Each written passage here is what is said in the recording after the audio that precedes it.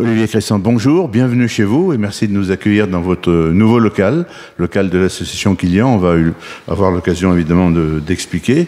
Vous êtes le fondateur et l'animateur de l'association Kilian.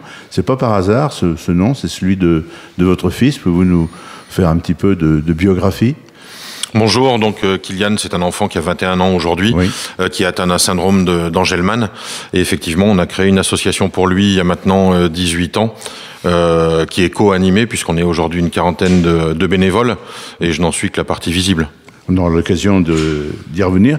Les premiers dossiers que vous avez eu à gérer, c'était plutôt les questions de logement, d'adaptation du logement, de votre logement. Et là, vous avez déjà fait appel, et vous êtes un bon communicant, et vous avez trouvé quelques sponsors, et puis des chefs d'entreprise, des artisans qui vous ont aidé à aménager votre logement.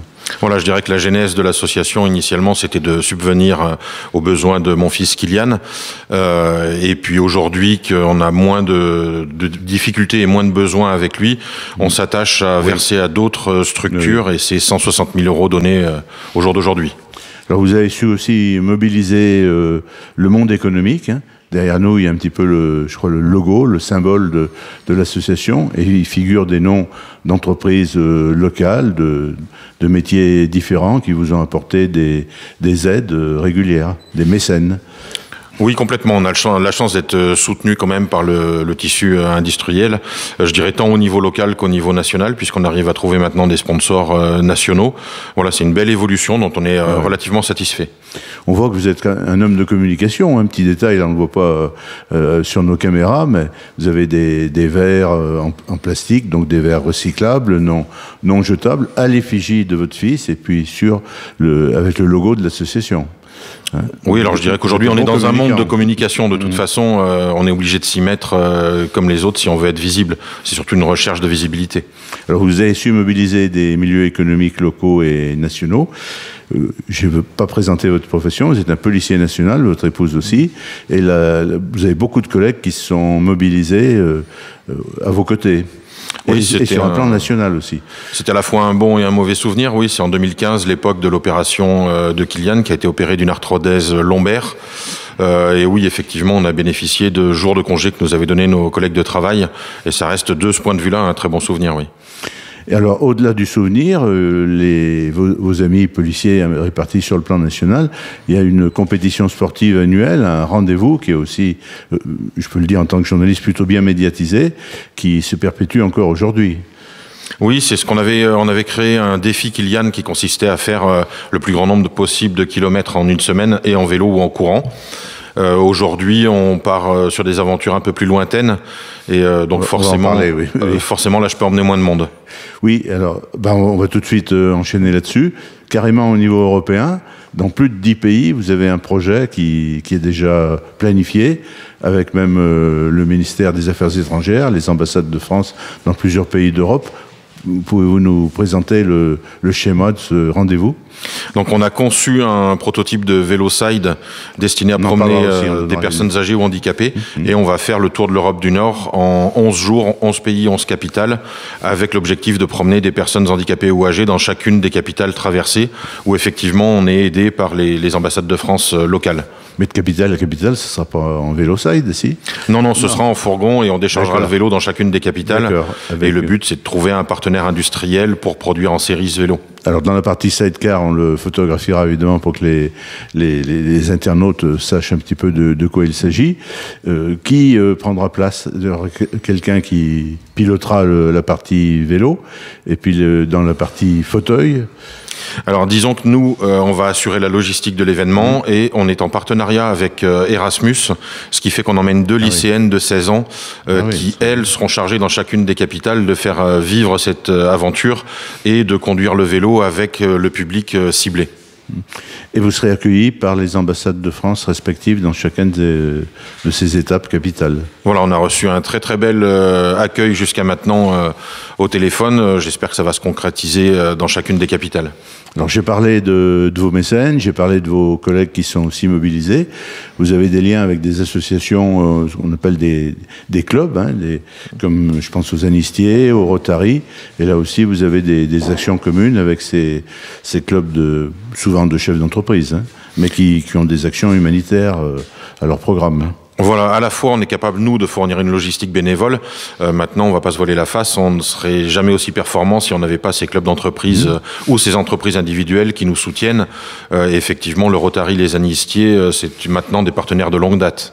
Alors, on va parler du local dans lequel vous nous accueillez aujourd'hui. Il est tout neuf. Enfin, le bâtiment existait depuis quelques années, mais c'est le nouveau siège de votre association. Depuis combien de temps disposez-vous? Et puis, quels sont les travaux que vous avez effectués et puis les actions qui vont se dérouler ici? Alors, c'était un local qui était inoccupé depuis une vingtaine d'années, que la mairie de Saint-Chamond a mis à notre disposition. Je les remercie d'ailleurs. Avec l'échange était qu'on réalise les travaux pour réhabiliter ce bâtiment et en contrepartie. C'est plutôt réussi, oui. Voilà, on avait 11 années de loyer gratuit, en sachant que c'est un bâtiment qui a été rénové essentiellement sur du bénévolat. C'est 70 bénévoles à peu près et une vingtaine d'entreprises qui nous ont aidés à en arriver là aujourd'hui. Donc on a une grosse pièce de réunion dans laquelle on se trouve actuellement et puis une partie administrative avec 3 bureaux qui sont accolés. C'est un petit peu une exception, votre association, parce qu'aujourd'hui, on n'entend que des émissions. J'en ai entendu une tout à l'heure, c'était dans le département de la Creuse, qui est plutôt un département rural, où un jardin partagé est obligé de cesser son activité, faute de bénévoles. Et vous avez encore réussi à mobiliser des gens et à les garder autour de votre association. Voilà, cette année, c'est encore 4 ou 5 bénévoles qui ont intégré l'association.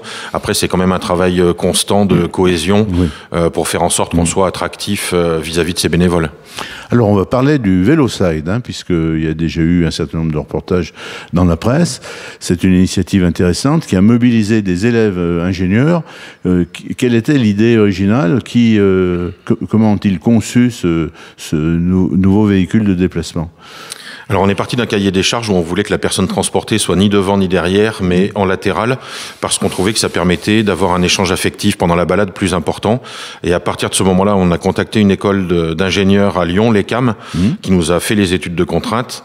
Et puis ensuite, forcément, il a fallu trouver quelqu'un de compétent, donc c'était dans la Loire, à Saint-Cyprien, pour réaliser ce vélo. Aujourd'hui... Alors c'est un prototype, aujourd'hui? C'est un prototype, il n'en existe qu'un seul. On est encore en phase de test et d'essai, c'est pour ça qu'on ne le met pas à disposition sans surveillance. Mais l'objectif, voilà, c'est de le commercialiser.